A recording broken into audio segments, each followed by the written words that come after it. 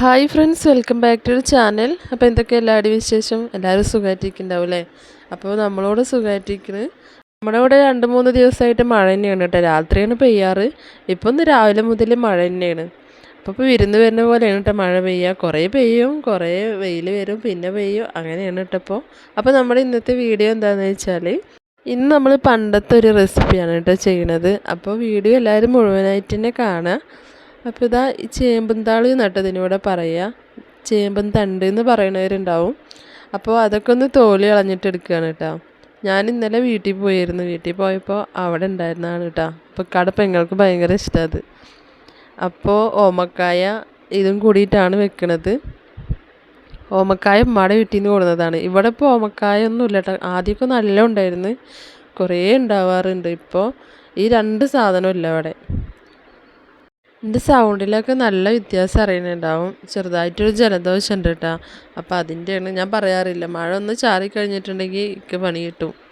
ഒന്നില്ലെങ്കിൽ ഭയങ്കരമായിട്ട് തുമ്മൽ വരും. അലർജി ഉള്ളതുകൊണ്ട് തന്നെ തണുപ്പ് അധികമായിട്ടുണ്ടെങ്കിൽ ഈ സംഭവങ്ങളൊക്കെ വേഗം പുറത്ത് ചാടും. അതാണ്. അപ്പോൾ അതാ നമ്മൾ ചേമ്പന്താളൊക്കെ കട്ട് ചെയ്തിട്ട്, ഓമക്കായും ചേമ്പന്താളും അങ്ങനെ കട്ട് ചെയ്തിട്ട് അത് കഴുകി കുക്കറിലാണ് കേട്ടോ വേവിച്ചെടുക്കുന്നത്. അപ്പോൾ കുക്കറിലാണെങ്കിൽ നിറച്ചുണ്ടായിരുന്നു കേട്ടോ. ഇനി നമ്മൾ കുറച്ച് ബാക്കി ഫ്രിഡ്ജിൽ വെച്ചെടുക്കുക, കുറേ ഉണ്ട്.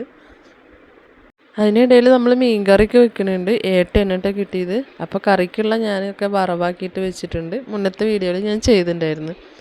പിന്നെ മീൻ ഇതാ മസാല തേക്കാൻ വേണ്ടിയിട്ട് മുളക് പൊടി, മഞ്ഞൾപ്പൊടി, പിന്നെ ഞാൻ അതിലൊരു നുള്ളിൽ ഗരം മസാല ഇടും കേട്ടോ. കാരണം ഇത് ഭയങ്കര സ്മെല്ലുള്ള മീനാണല്ലോ.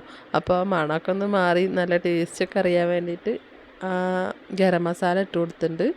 പിന്നെ വേപ്പില, വെളുത്തുള്ളി അത് പിന്നെ മസ്റ്റായിട്ട് ഇട്ട് കൊടുക്കും. അതവിടെ മസാല തേച്ച് വെച്ചിട്ടുണ്ട്. ഇനി നമുക്ക് താളൊന്ന് താളിച്ചെടുക്കാൻ വേണ്ടിയിട്ട് ഉണക്കമുളകും പിന്നെ വെളുത്തുള്ളി, ചുവന്നുള്ളി ഇതെല്ലാം കൂടിയിട്ടൊന്ന് ചതച്ചെടുക്കുകയാണ് കേട്ടോ. കാരണം ഞാൻ കഴിഞ്ഞ വീഡിയോയിൽ പറഞ്ഞിട്ടുണ്ടായിരുന്നല്ലോ, ഈ വക സംഭവങ്ങളൊക്കെ ഉണ്ടെങ്കിൽ കൂടി നമ്മളത് പാത്രത്തിലൊക്കെ വെച്ചിട്ടാണ് ചതക്കുന്നത്. അതിന് കമൻറ്റ് നേരിട്ട് പറയുന്ന ആൾക്കാരാണ്, പിന്നെ എന്തിനാണ് അതൊക്കെ വീട്ടിലേന്ന്, അതൊക്കെ ഉപയോഗിച്ചുകൂടെ എന്നൊക്കെ. അപ്പോൾ ആ പരാതി പരിഗണിച്ചുകൊണ്ട് ഞാൻ എടുത്തിട്ടുണ്ട്. എന്നോട് ഈ നേരിട്ട് പറയുന്നവർക്ക് എല്ലാവർക്കും വീഡിയോയിൽ കമൻറ്റ് ചെയ്യാം കേട്ടോ. അതിനുള്ളൊരു ഓപ്ഷൻ അതിലുണ്ട്. അത് അവരത് ചെയ്യണില്ല. അവർ നേരിട്ട് ഒന്നില്ല എന്നെ വിളിച്ച് പറയും, അല്ലെങ്കിൽ നേരിട്ട് കാണുമ്പോൾ പറയും. എന്തായാലും അങ്ങനെയൊക്കെ പറയണത് കേൾക്കുമ്പോൾ ഭയങ്കര സന്തോഷമാണ് കേട്ടോ. നമ്മുടെ വീഡിയോ കണ്ടിട്ടാണല്ലോ അവർ പറയണത്. അപ്പോൾ നല്ല സന്തോഷമാണ്. എങ്ങനെ പറഞ്ഞാലും കുഴപ്പമില്ല. അതിൽ പറയുകയാണ് ഏറ്റവും നല്ലതെന്ന് തോന്നുന്നുണ്ട്.